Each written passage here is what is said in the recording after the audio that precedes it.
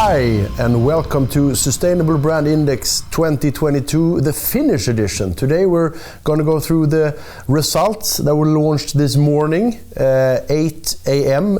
Eastern European time, Finnish time.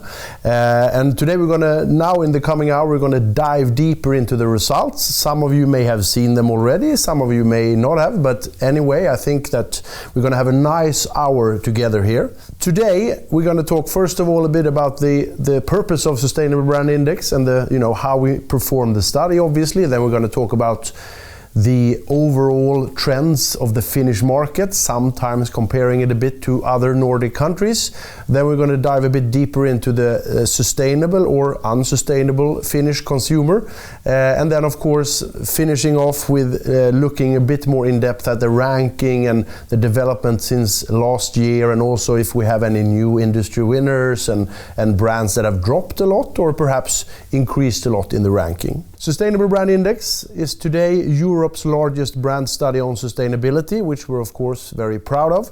We started out in 2011 in Sweden, and then 2 years later in 2013 we entered Finland along with Denmark and Norway. And then jumping to 2017 we also entered the Netherlands, so the Dutch market. And then just 2 years back, or actually this is the third year that we're doing it, and we're launching that in a few weeks as well, the Baltic countries, so Estonia, Latvia and Lithuania. So we're currently in these 8 markets, and we do have a geographical expansion plan for the future as well. So that's good to follow. A little bit on how we perform the study. It's always good to know when we talk about it. First of all, it is a study of perception. What do people think, feel and perceive when it comes to brands and their work with sustainability? It's always important to emphasize. How do we do it? Well, first of all, we do perform a lot of desk research over the year, all year around, to see, what are the trends on the market, what's happening. Also for us to know what kind of questions do we need to ask consumers to be relevant, basically. But then the actual foundation of the ranking, as well as everything else, all the insights, is 2 large quantitative web surveys that we perform. The first one focuses much more on how are brands perceived from different sustainability perspectives, and the second one, second data collection, second fieldwork, that focuses more on why, what are the drivers behind this perception of your unique brand, for example.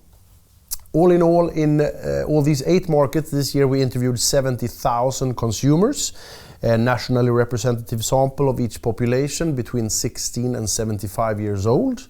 In total, we looked at 1,500 brands, a bit more actually, and those brands, important to emphasize, are selected by us independently, so you cannot choose to be on the list or not to be on the list, but we choose them based on market share and brand awareness. So those are the 2 parameters that you need to qualify with, so to speak. You have to be a fairly big and famous brand to put it in more regular language, so to speak. 35 industries in total and 8 countries, as I just mentioned. And let's look at Finland, of course, a bit more specifically. Of those 70,000 consumers that I just mentioned, 9,150 of those were Finnish, so that's the sample population for the Finnish study this year, nationally representative, of course. And all in all, 214 brands within 26 industries. So these are the numbers for the Finnish market, just to clarify. Super, we got that underway. If you have any questions about the methodology, how we do it, please contact us afterwards, or you may also, of course, go to our website and read more. There is a lot of information, Q&A, questions and answers about how we perform the study as well. All right, now I want to involve you here a bit. We have this poll, this question for you actually. What general sustainability area do you think that Finnish consumers want companies to prioritize the most? Let's see. Always good to climate change, still that's a key answer here. I'd say 67% have answered climate change. Working conditions in Finnish workplaces, 4%, so you're not convinced about that one, obviously. And recycling and reuse also quite strong, but definitely climate change, I would say, is the winner according to you. But let's see, of course, these are your opinions. And we're going to compare those with the consumer reality in a while, because as we all know, that's not always the case that those matches, you know. Let's move on to the purpose of Sustainable Brand Index, and some of you may have heard this before. We base Sustainable Brand Index in this sustainable perspective, as we call it, meaning that sustainability as this little green dot or globe has gone from being separate from the brand, irrelevant, you didn't have to care about it basically, to actually today becoming integrated into the brand and becoming the single most important factor when you assess a brand as a consumer. And of course we both hope and work towards a market with only sustainable brands. That's going to be mandatory to actually survive on tomorrow's market, so we won't be able to talk about brands and sustainable brands, but those will be the same thing. But of course that is still in the future, and we're all hopefully working towards that future. Otherwise, the purpose of Sustainable Brand Index is to drive the agenda within sustainability. We really want to do our part, and by putting emphasis on brands and consumer perception, we know and we see that people brands communicate more, they talk more about sustainability, and when they do that, people also tend to ask more questions, engage more, question sometimes what you're saying and what you're doing. So we see that this is a positive circle to create increased interest, but also increased knowledge around sustainability. Also important to emphasize, or at least highlight, is this question that we get actually a bit more nowadays, which I think is great. You know, what is the point of having a study that only measures sustainability perception? Because I mean, that's what we do. We look at what people think about your brands. Doesn't necessarily mean, of course, that they know what you're doing or that it actually reflects the truth, so to speak, in how you're working. We do see some very interesting effects of Sustainable Brand Index. There are many of them. I just mentioned a few, given this circle of positivity, so to speak. People talk more and engage more, but we also see very clear effects, especially, for example, from the ranking. The fact that we publish the Sustainable Brand Index ranking every year has meant that we do see an increased engagement from both management teams and boards when it comes to sustainability as a question, because this competitive edge and this competitive aspect of Sustainable Brand Index increases their interest, and I think that's great. So that's our way of contributing as well.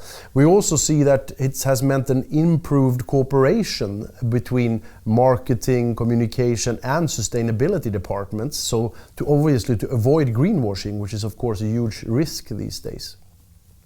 And also what I want to mention is when we actually work with companies, because as you may or may not know, for each brand on the list there is a report available, a tailored report available to know more about the brand and consumers, etc.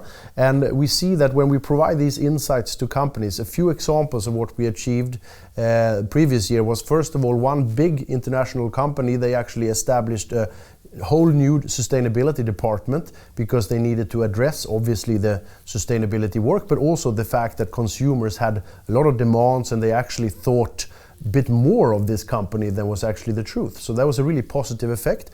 Another thing I want to emphasize is also this company we worked with providing insights, and they realized we have to set science-based targets, and they also got these approved just a few weeks ago. So I think these are some examples of what is really the point of Sustainable Brand Index.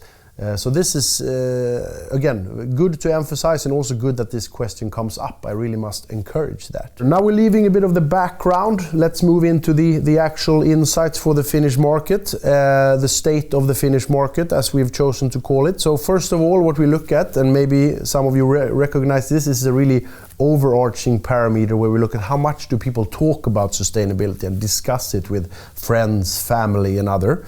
And of course this is the share of Finnish consumers claiming to discuss sustainability often or sometimes, yeah, so on a fairly regular basis, so to speak.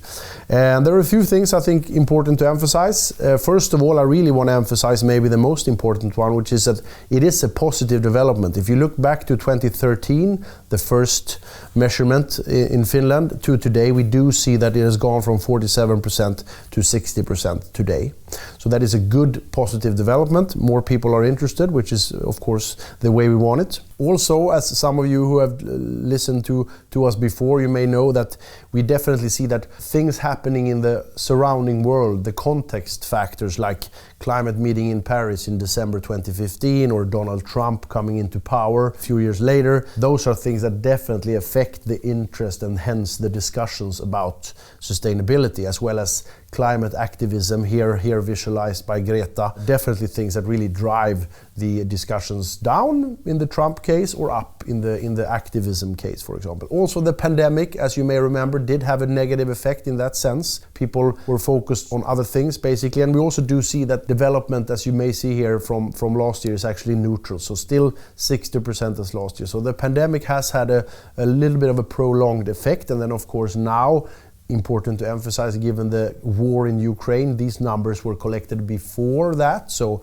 we do see that this could probably continue a bit because of course now maybe some of our attention is elsewhere for obvious reasons, so to speak. One thing that is of course affecting people's interest and also discussions about sustainability is sometimes what you're talking about, communication from companies, but also in the case in Finland, as you see here, when we look at like sources, what are the sources to sustainability information for consumers? And here you can also see, compared to the other Nordic countries, we do see, and which some of you may be aware of, that Finns are a bit more perhaps fact-based and they like this solid information. In this case, visualized by the fact that media reporting on sustainability is the most important channel for sustainability information. But we also see that the second most important one for Finland is also these kind of alarmistic, doesn't necessarily have to be, but reports from scientists and academia. So for example, the IPCC report is something that really has an effect when it comes to sustainability information and people actually absorbing that, so to speak. Politicians and governmental institutions, as you may see a bit further down, that's not as important in Finland, interesting, as in the other Nordic countries, according to consumers. Of course, we also have to realize that some information coming from government institutions may take the way through the media. So of course, it's important to distinguish these things as well and also see that it's not clear black or white in this case. Let's go into answering the question that I asked you. What is the single most important sustainability issue or area that consumers think that companies need to prioritize? Well, I'm happy, no I'm not, I'm sad to say that most of you were very, very wrong. Actually, the most important issue this year, according to Finnish consumers, is, as you may see here, domestic production and actually working opportunities at home. So really focus on the domestic aspect. You may see also that recycling and reuse, which was actually number one last year, is definitely still high on the agenda for consumers, but a bit lower than last year. And this is actually very much in line with the trend that we have seen in Sweden, in Norway, in Denmark as well, that environmentally related issues got quite a push last year due to the pandemic and the kind of crisis feeling, so to speak, that we had in society. I mean, a lot of people connected it both to climate change, obviously, but also to other environmentally related questions. So we do see that last year was kind of a hiked result, so to speak, for the environmental issues, not the least reuse and recycling. So maybe a bit of a more normal level this year in priority, but still interesting to see that out of the top 4 areas, apart from recycling and reuse as number 2, you may see that domestic products is also very important.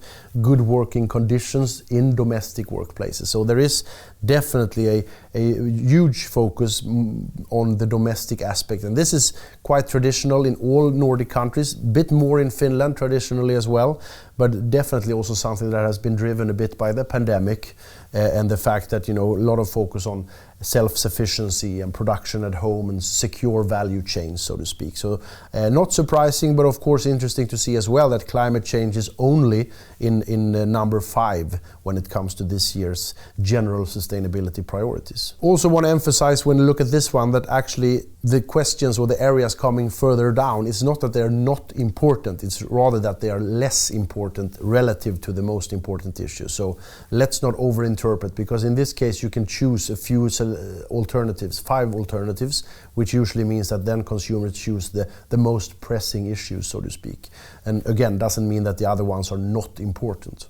And continuing a bit on this path, looking at what people actually think is serious, but also what they think is that they're worried about. So if you see this one, you can notice we have 10 different sustainability areas which we wanted to focus on this year a bit. Like, what is it that you think is serious from, you know, a personal perspective or a societal perspective or even an Earth planet perspective, so to speak. That's the standing, the y-axis, and then on the lying axis, the x-axis, you can see, you know, this is something that people are actually worried about as well. And of course these go slightly hand in hand, as you can see, even though it's quite clear that, for example, public health, people are a bit worried, but maybe not as don't see it as such a serious issue in the same way.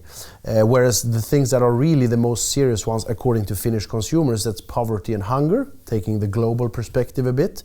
And then the things that Finnish consumers are most worried about is actually air and water pollution, and that is actually the same as in the other Nordic countries, and it's very connected, of course, to your own health and maybe your children and your family, etc. So it's quite normal, but also actually interesting to see that resource and material depletion is also quite high on the worrying agenda, so to speak. So we have a big focus, if I may call it, on circular economy in some way. Of course, climate change a bit lower, which is maybe worrisome in itself. But still, again, if you look at the numbers on these axes, you may see that they're quite high. So in general, people are deeming all of these issues to be fairly serious and also quite worried about most of them, so to speak. But again, there are some things that really deviate a bit in that way. Talking about people, consumers, and maybe not as much worrying and seriousness, but rather like, okay, what do they do themselves? As you may know, those of you who have seen this before or downloaded our reports before, you do know that we have these 4 behavior groups. I'm not going to get into detail today about, you know, how we do it, etc. But basically, rather than looking at attitudes, it's more important to look at behavior, as we all know, because there is a big gap, especially within sustainability, when it comes to people's behavior. We have ego group, as you may recall, as the name says. I mean, again, I always need to emphasize the fact that we have named the groups after we collect the information, so to speak. So we don't go around asking people if they're ego, because, as you may guess, that would be 0%. Again, ego group, really not that into sustainability, to be honest, not behaving very sustainably. They do prioritize a lot domestic values, for example. So whenever those kind of intertwine sustainability and national values, domestic values, then they are acting sustainably, but they don't do it for that reason, so to speak. They don't really like sustainability, to be honest. Moderate, as you might guess, very general group, a big group. I'm going to show you the sizes just shortly. Really a follower group. They don't act unless others do, basically. So they look at others, they see maybe now it's kind of, you know, mainstream to try this sustainable product, then they do it as well, so to speak. But they're really not driving the change, to be honest. Whereas we move into smart, this is the group that we have traditionally, and still, I would argue, put a lot of faith in, the group that is really quite progressive, balancing what's in it for me and what's in it for the world. So really, you know, realizing that this equation is not that complicated. I can actually satisfy both of these needs. And then, of course, the more, should I say, extreme group, what we call dedicated, really like sustainability is top of the list no matter what, always prioritizing sustainability. And if we look at these groups and the development, both over time, but also maybe the past year, we do see some interesting things. I think we do see, for example, which is slightly different from the other Nordic countries, that the moderate group, this big group, has gone from 50 to 42%. And that is actually quite, even though it differs year by year in Sweden and Norway and Denmark, we have seen that that's actually quite a steady group. We usually see a flow. People go from ego to moderate to smart, and then some people continue to dedicated, but most of them stay in the smart group, so to speak. Which you can also see here that the smart group has actually gone from 18% back in 2013 to this year's 28%. So we do see an increase, a clear increase last 2 years when it comes to this smart group behaving smarter basically and also more sustainably. And also passed, as you can see, back in 2019 they passed the ego group, so it's actually bigger than the ego group now, which I think is positive. The other thing which is interesting, also differing a bit from the other Nordic countries, is that the dedicated group is quite steady in the other Nordic countries as well, but it's actually more steady in Finland. It's not really increasing. We have seen an increase in Denmark, for example, in Norway as well, and slightly in Sweden as well. Whereas in Finland, going from 5% back in 13 to 7% today is not really a big change, to be honest. So we do see that the smart group, maybe this kind of pragmatic group, again, balancing good for me, good for the world, this is really the key group, I would say, in many ways in Finland, rather than perhaps the dedicated group. Let's go from the market and the consumer and move into the state of sustainable brands. So what's the market like, so to speak? And now I'm actually going to involve you again. I have another question for you, as you may see here. So what I'm wondering actually is connected more to communication. So do you think that the trust, consumer trust in sustainability communication and the way they perceive it as credible or not credible, has it gone up or down since last year? So do they have more trust in sustainability communications from companies in general than they had last year, or has it gone down? Do they have less trust? And I'm again going to listen in a bit to see, of course, what you're answering, because it's always fun. 56% say down, 58 now, and 42% say up. Yeah, oh, it's even. Interesting. This is also very interesting to see how different audiences answer. For example, in Norway, when we asked this question, people were quite convinced, I would say, between 60 and 70% said it's gone up. Whereas when we asked the question in Denmark, people were very, very convinced that it's gone down. I think around 70%. So it's interesting to see the cultural differences in the audience as well. So let's see what the answer is in just a few minutes. So now it's very even. 55% says down and 45% says up. So again, let's come back to that in just a short while to see what's the truth actually, what Finnish consumers are actually answered in this question. So, moving into the ranking, yes, and I really want to clarify this score, because again, ranking score is based on two overarching areas: environmental responsibility and social responsibility. These are the two areas that we look at. And how do we define them? Well, we take the 17 global goals, as we're all familiar with. This is the definition, and we take the environmentally related ones and we put them in environmental responsibility, so to speak. This is what we want people to think of and to consider when we ask questions. And then we take the rest, or the others rather, not all, the others, the socially related ones, and we put them into social responsibility, because this is what we want people to think about and visualize, so to speak, when they answer those questions. So those are the two overarching areas. And then we look at both awareness, how much do people actually know? And that is definitely an important parameter when it comes to the overall ranking. And then of course we also look at what's called here in this picture quality, but basically that's attitude. So basically, are people positive, neutral or negative to your ability to take responsibility for environmental issues, for example. And what we do is that we put these on top of each other. So in a perfect world where you as a brand would be seen as perfect in taking responsibility for environmental responsibility, a lot of responsibility now, we take one, then you would get 100%, and then you could also get another 100% in social responsibility. So the maximum score is 200%, and that's important to remember. And what we do measure, the actual percentage, is the share of positives. So that's a top box score, as it's called, the share of positives. So that's your ranking score and then also your ranking position. Of course, the ranking is really the tip of the iceberg, but we're going to look at it. Of course, there are different explanatory factors below the surface, so to speak.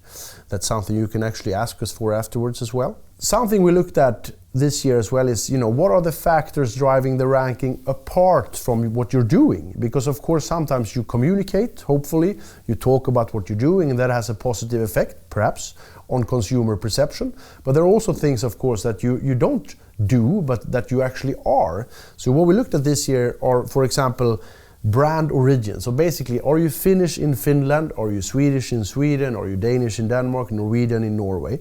That is, as we can see here, the average score is higher for domestic brands. And this is perhaps something we knew, but also interesting to just have the numbers on that, saying, that yes, it is an advantage to be a domestic brand in its own country, so to speak. That people do perceive Finnish brands to be more sustainable in general. Not always, but in general. Also, another thing that we looked at is this general brand awareness, because we do get that question sometimes, well, isn't it always the famous brands in the top, the big ones with a huge media budget or a big market share? And I mean, to some extent that is true in specific cases, but overall we cannot say that that's the case, because when we look at a general brand awareness and compare it to the ranking, we do see that is not a key explanatory factor actually. So that's also good to know. You cannot blame that if you're not in the very top. Another thing we want to look at, and that we know is also affecting how you're actually perceived, is of course the industry you belong to, the industry affiliation. So what we did this year was also to look at, how do people perceive different kind of industries or different industries? Do they see it as having a positive impact when it comes to environment, climate, people, etc., or do they see it as having a negative impact? Because of course, if you belong to that kind of an industry that is perceived to begin with to have a negative impact, that of course makes the journey perhaps a bit harder for you. And as you can see here, we do have some industries that Finnish people see as quite negative going in or having a negative impact. We have airlines, maybe not that surprising. We have fast food, we have travel, we have beauty, and then we have fuel. So I would say beauty perhaps the one that actually deviates a bit here from the other four. Fast food, of course, somewhat connected to health and what is in the food, and maybe people are worried about that. In the other end, the positive impact, we do see pharmacies, we see trains, we see food and beverage, etc. So basically, I'm not that surprised, I don't think you are either, but it's also important to realize that, food and beverage, as some of you may know, is a really big contributor to emissions globally. However, people see it as very positive. They think of it as something interesting, they think of it as something they engage in, it's important for them, hence they also see it as having a positive impact. Whether you belong to a good industry in the eyes of consumers or not, that's definitely something that will contribute to, are you going to rank high or are you going to rank a bit lower? Let's look at the average ranking score then, yeah? As you may see here, we also have the other countries just to compare. We do see that for the second time, but also a bit actually pushing along, we do see that Norway is passing this year, as you can see, Finland when it comes to average ranking score. They're really the highest, and Norway is really on a very positive journey. Consumers are very impressed by what companies are doing. Finland, a bit different as you can see, but we do see a positive development. The average score is going up this year in the ranking from 56 to 60%, so 4 percentage points. What I want to emphasize mostly here is that if you look back to 2013 in Finland to today, we do see quite a significant and positive development from 36% as the average score to 60%. So what we can say is that it's going in the right direction. People are more and more positive. They're noticing what you're doing. So I would say that the hard work you might be putting in communicating, talking about sustainability and highlighting different issues is actually paying off, even though it might go a bit slow year by year, so to speak. So the long-term trend is positive, and I think that's good and also very important to note in this case. Moving from this general average kind of image, we're going to look at some specific brands. So first of all, what I want to share with you are the biggest climbers and the biggest droppers when it comes to ranking position. Always when you look at ranking positions, you have to be a bit cautious because it can differ quite a lot from one year to another. It doesn't necessarily mean always that it's a lot of things happening, but we do see some interesting changes here, I would say. We see H&M, for example, fashion brand, as we all know, going up 53 spots this year. We have Alpro, which is of course more of a niche brand in some ways, also having quite a positive year in development. Coca-Cola, very interesting I would say, and also Sprite affiliated to that. And also more Finnish brands, as you can see, and finishing off here with Clas Ohlson also increasing a bit. So kind of an interesting list I would say when it comes to the increasing brands. When we look at the decreasing brands, Hesburger is actually topping that list, maybe not that fun for them basically, but still topping the list, dropping all of 49 positions. Lindex, we see Kovanen as well. IKEA also having a slightly tougher year, as you can see. Generally, we can see that fast food and cafes are having kind of a tough year. We do have a lot of fast food and cafes in this droppers list this year. So that is kind of a trend, if I may say so. Moving into the next one, the industry winners, as some of you may have seen in the official report that we'll release this morning. Here we have the industry winners for 2022. I've marked some, as you can see, with our little globe, and those are the ones that are new industry winners. For example, Elovena, as you can see, in food, pushing down value. We're going to get back to that in just a short while. We have Posti actually taking over the leading position in parcels and logistics. Neste taking over from ABC in the fuel industry. We have Volvo pushing down Tesla in Finland for the first time, I think, and that's also interesting because this is a trend that we have seen from beginning last year and even the year before in Sweden and Norway as well, that Volvo is overtaking Tesla actually. So that's quite interesting. Pohjola actually taking the lead in insurance and pension industry, and then we have Tori.fi, which is of course is a new brand on the list coming in, claiming the top position in e-commerce, and Kotipizza stealing the lead in restaurants, cafes and takeaway. So some changes this year, interesting to see, and some really interesting changes, I would say. Let's then move into maybe the biggest change, as you all might have seen or guessed. It is of course that with this year, after what would it be? I think it is actually 8 years on the throne, we do see that Valio is actually this year number 2 on the list. So first year, the very first year that we performed Sustainable Brand Index in Finland back in 2013, then we had Prisma being number 1. That was also due to the fact that we had a bit of a more narrow selection of brands. And then year after, 2014 up until 2021, Valio has been the winner every single year. But as you can see now, number 2. And before going into the winner, I just want to also share the other ones. You can see strong Finnish brands here on the top list. It is tough in all countries, but it's even tougher in Finland to be a foreign brand and make it onto the top 10. So this is very clear. Finnish values, Finnish heritage, that is really something that is sustainable if you ask Finnish consumers. So we see a lot of food, as you can see, but also some retail and groceries, and of course Fiskars being a different kind of brand in that sense. But of course, food and beverage, but also grocery stores, very close to people, high engagement, interesting, and they tend to have more opinions. So, who pushed down Valio from number 1? Well, most of you probably have seen it already, and maybe you also realized it when I mentioned the industry winner in food, but it is, as you might have guessed again, Elovena. Very, very traditional Finnish brand, in many ways of course as Valio, but interesting to see and overtaking Valio for the first time. And we have seen Elovena have a very positive journey over the years, that it has been a brand on the list in Sustainable Brand Index. So congratulations, we do see that consumers value what you do. We see that they really have seen both, of course, the really long history of the brand, but also noticing work on packaging, CO2, etc., etc. So there are some very concrete things that consumers have pointed out. So congratulations to Elovena, and we do have we have a film, we have a little video from Elovena actually talking about this. So take it away. We have just received truly amazing news. Finns consider that our Elovena brand is the most sustainable brand in our country. This tells us at least the following issues. First of all, it shows that the fundamentals of Elovena brand, meaning domestic production, raw materials and reliability, are highly valued by the Finns. Secondly, we are glad to notice that we have been able to embed some of our sustainable work also into our brand, carbon neutral production, and also our efforts in environmentally friendly packages. Thirdly, this puts good pressure on us, since we do realize that we still have a lot of work to be done in the area of sustainability in order to fulfill expectations that people have towards us. But doing this will inspire us even more.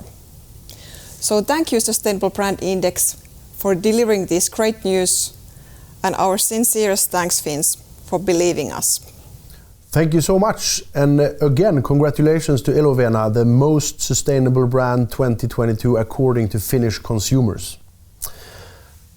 As some of you may know, and some of you may not know, for Elovena as well as all the other brands on the list, there is tailored or several tailored reports available for your brand. So if you're interested and want to know more, how are you perceived, what are the reasons, the drivers behind that, how are consumers behaving, what do they want you to prioritize, and much more, please don't hesitate to contact us after this webinar, because we do have a lot of insights and information for your brand in our huge database. I want to return a bit to the question that I posed before, which was, do people see sustainability communication as more or less credible than they did last year? Do they trust it more or do they trust it less than they did, basically?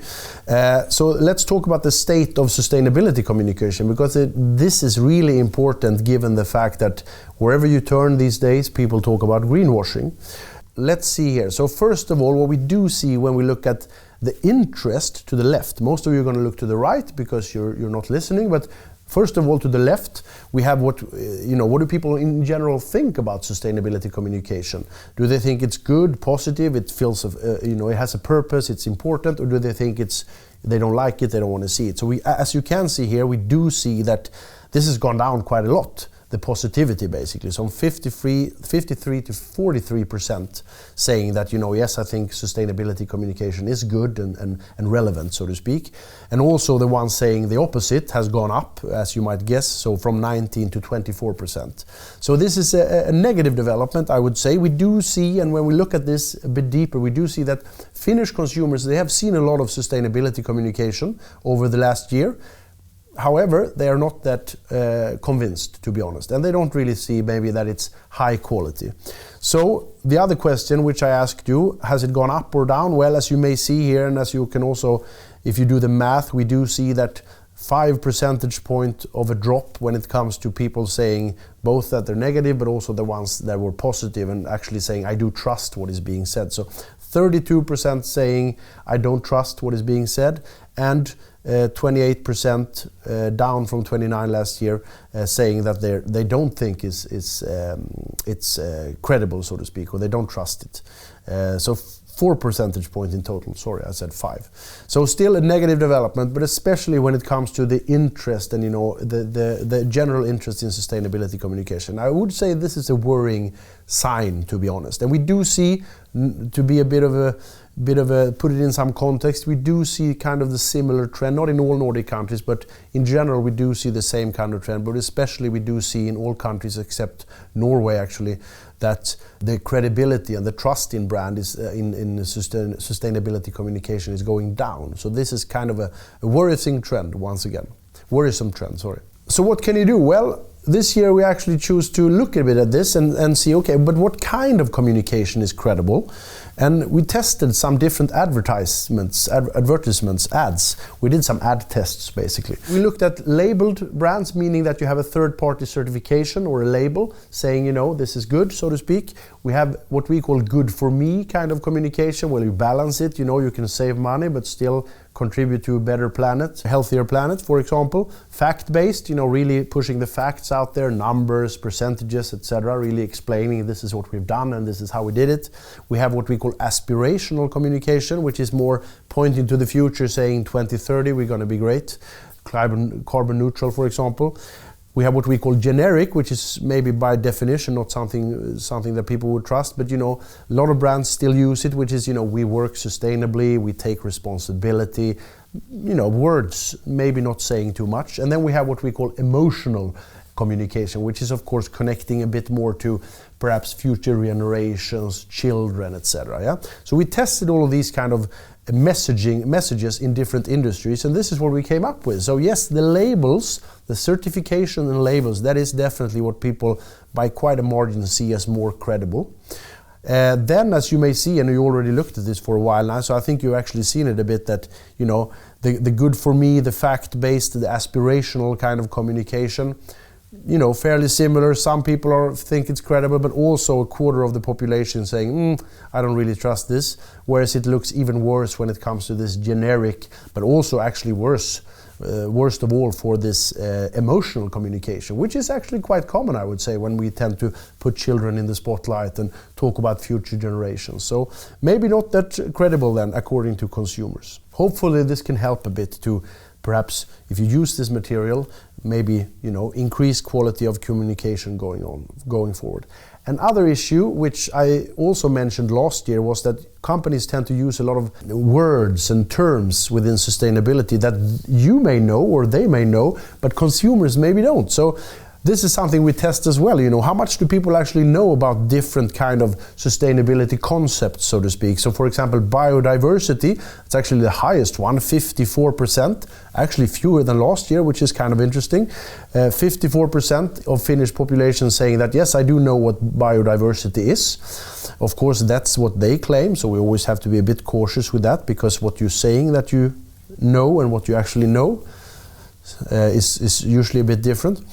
Carbon footprint, 44%, circular economy, 42%. So these are, depending on who you ask, high or low numbers. But again, what I just want to emphasize is that a lot of these names and words are used quite frequently in sustainability communication, which means that if you, as a big brand, large brand, has maybe a large part of the population as your target group, you're missing the point, or you're missing the goal. Actually, you're missing the target, because a lot of people have no idea. And this is what we also see: when people don't understand, they feel stupid, they don't like that, and then they also tend to assume that, yeah, this is probably not true, I don't really trust this, what does it mean really, So this is definitely one part of the problem, that a lot of brands use words that people don't really know anything about. I feels like I've thrown out a lot of problems now, and maybe I have, so let's also try and provide some solutions. Of course, that's our business as well, so you're free to contact us afterwards if you want some help. But of course, we're going to look a bit like, where do we go from here? We cannot talk about this an entire hour without actually addressing some of the key things, of course, going on outside these doors and in the world. Of course, the pandemic still going on, even though it's overshadowed by the war in Ukraine at the moment. But we do see that maybe it's a bit of a change. Even before the war in Ukraine broke out 1 month ago today, we do see that the short-term effect of the pandemic was kind of that people were more engaged in sustainability, and they really saw there was more of a sense of urgency about climate change, for example, but also other environmental issues. Whereas now in the bit, I'm not going to say long run, but a bit longer run than just the first year of the pandemic, we're not as sure, we do see that this kind of effect has worn off. People's memories are short, as we all know. So that is kind of a worrying effect, I would say, that the long-term effect of the pandemic might not be as positive, so to speak, when it comes to sustainability interest. Of course, Ukraine situation, or war, let's say, name it what it is, the Russia's war in Ukraine. This is very new, and obviously this is really what's taking people's minds right now, and the attention. I do think that in the bit of a longer run, we will see, of course, an increased focus on domestic values, again, talking about what we talked about before. Also more focus on socially related sustainability issues, and also like self-sufficiency, basically things that are, of course, necessary in times of crisis, so to speak. Some things that we also talked about a lot during the pandemic, especially in Finland, where you have another kind of history as well, going back and a bit more used to these kind of somewhat awful situations, so to speak. So basically, we will see an increased focus on domestic. What do we do at home? What is sustainability here, not over there, so to speak.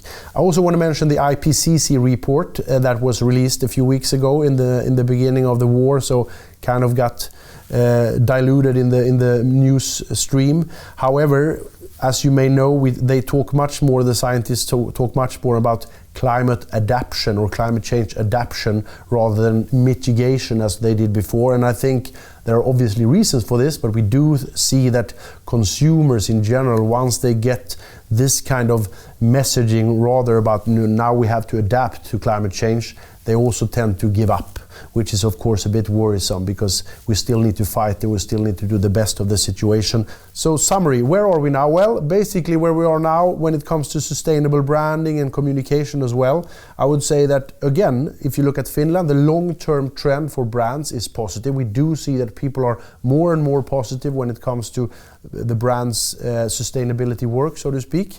So even though it may sometimes feel as a slow journey for you, it is going in the right direction for the market as a whole. One reason for this is, of course, that companies dare to communicate much more. We see a quantity of sustainability communication, really a lot of sustainability communication in wherever you look. However, which is also indicated by the fact that Finnish consumers this year are less interested and also less trust in sustainability communication.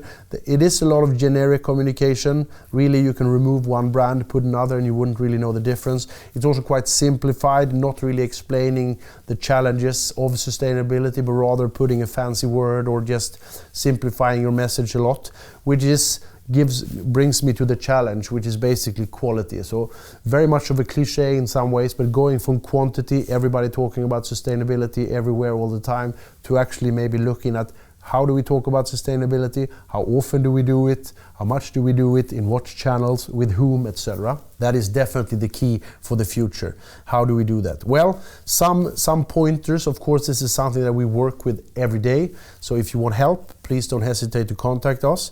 But of course, some things that I have seen that I want to emphasize to summarize here. First of all, education. I still see quite a lot of poorly educated people working with sustainability, and especially sustainability communication.